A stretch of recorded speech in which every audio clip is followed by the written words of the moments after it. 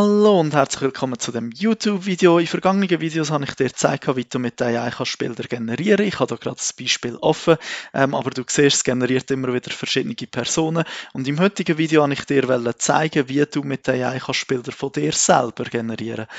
Jetzt, wie das Prinzip funktioniert ist, ich habe ein paar Fotos von mir selber gemacht und dann in Dreambooth eingespissen, wo wir dann eigentlich selber unser eigenes Modell trainieren mit unserem eigenen Gesicht.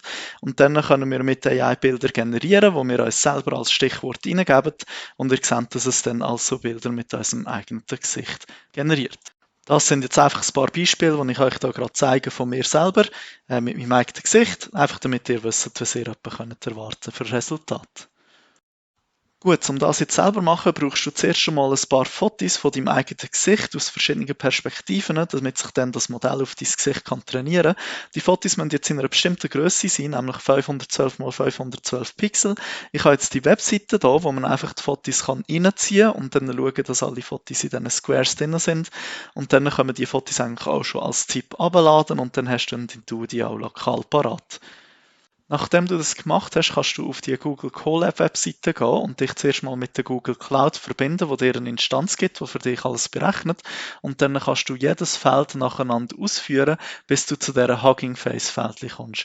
Was du da brauchst, ist von dieser Webseite, dass du dich zuerst registrierst und dann noch per E-Mail bestätigst. Dann kannst du die Lizenz annehmen, dass wir das Modell benutzen dürfen. Und dann kannst du noch einen Token erstellen, wo du einen Namen gibst und auf Write setzt. Und dann kannst du den Token kopieren und nachher eigentlich hier auf dieser Seite wieder einfügen. Nachdem du das gemacht hast, kannst du einfach weiterhin Feld für Feld alles ausführen. Was ich hier jetzt noch gemacht habe, ist ja ein Klassennamen auf Fips geändert. Das müsst ihr allerdings nicht machen. Oder noch besser, ihr schreibt hier Person rein. Dann verbinden wir uns hier noch mit unserem Google Drive, damit es dann das Modell auch bei uns selber abspeichern kann. Als nächstes führen wir eigentlich den Upload aus, dass wir unsere Fotos dann aufladen, damit es das verwenden kann, um unser Modell zu trainieren. Nachdem können wir eigentlich auch schon starten, dass es trainieren soll. Und wenn das dann fertig ist, dann gehen wir noch hier weiter und das eigentlich konvertieren. Das habe ich jetzt schon gemacht. Was das macht, ist, dass euch das Modell hier auf eurem Google Drive speichert. Das ist etwa 4 GB groß. Das könnt ihr dann später verwenden, wenn ihr weiterhin wieder etwas generieren wollt. Nachher tun wir einfach die nächsten Feldchen auch noch ausführen. Und dann können wir da einfach das ersetzen durch Fips jetzt oder Person, wenn ihr Person genommen habt. Und dann könnt ihr das laufen und nachher generiert es euch auch einfach ein paar wenige Bildchen, wo ihr selber drauf sind. Wenn euch dann eines von diesen Bildchen gefällt, dann könnt ihr auch einfach Rechtsklick drauf machen und das speichern. Was ich euch jetzt noch zeigen wollte, ist die Google Colab Webseite, die ihr verwenden könnt, um euch ein gespeichertes Modell wieder einzufügen. Zuerst wieder mit der Instanz verbinden und dann mit eurem Google Cloud verbinden, wo ihr ja euch ein Modell drin abgespeichert habt. Und dann könnt ihr einfach weiterhin jedes Feldchen ausführen, so wie vorher, um alles zu installieren. Und dann für das Modell auszuwählen, um es eigenes einzufügen, können wir da einfach unsere Dateien öffnen und dann das suchen.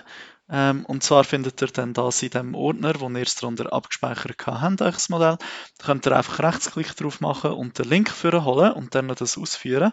Und nachher einfach alle Feldchen wieder ausführen, so wie vorher. Wenn ihr es startet, dann einfach noch beide Checkfelder aktivieren und dann könnt ihr das auch schon starten. Und wenn das dann gestartet ist, seht ihr 10 Links, wo ihr draufklicken könnt. Ihr benutzt hier den Public URL und nachher könnt ihr hier das ganze UI aufstarten. Wir sehen, da gibt es wieder Prompts, da könnt ihr wieder eure Bilder generieren, so wie ihr das vorher eigentlich gemacht habt und alle Einstellungen auch vornehmen, die ihr da möchtet. Und nachher könnt ihr da mit eurem Modell, das ihr jetzt eigentlich vorher gespeichert habt, eigentlich wieder verwenden, um für euch die Bilder zu generieren. Was ich jetzt aber euch hier noch zeigen ist, wenn ihr hier ein Bild habt, das ihr spannend findet oder euch gefällt, dann könnt ihr das nehmen und nachher zu InPaint schicken. Was wir jetzt mit InPaint macht, ist, wir tun eine Maske über das Gesicht legen, falls uns jetzt zum Beispiel das Gesicht nicht ganz so passt. Und nachher können wir da einfach als Einstellung oder als Prompt nachher geben, dass es einfach von uns wieder ein Bild rein tun, also das Gesicht einfach einfüllen. Dann können wir Einstellungen vornehmen, die wir wollen. Und nachher können wir das generieren und dann tut es einfach wieder von neu unser Gesicht einzufügen. Und den Prozess können wir natürlich so oft wir wollen wiederholen, bis wir schlussendlich ein Gesicht von uns drin haben, das uns so gefällt und man uns wieder kann, erkennen kann. Gut, vielen Dank fürs Schauen. Das Ganze ist natürlich ein Umspielen, bis man da die richtigen Einstellungen findet, dass die Bilder alle so rauskommen, wie man möchte. Aber das ist jetzt mein Video gewesen. Ich hoffe, du hast sehen, wie dass du auch selber kannst die Technik verwenden, um von dir selber Bilder zu generieren. Und ja, danke vielmals fürs Schauen.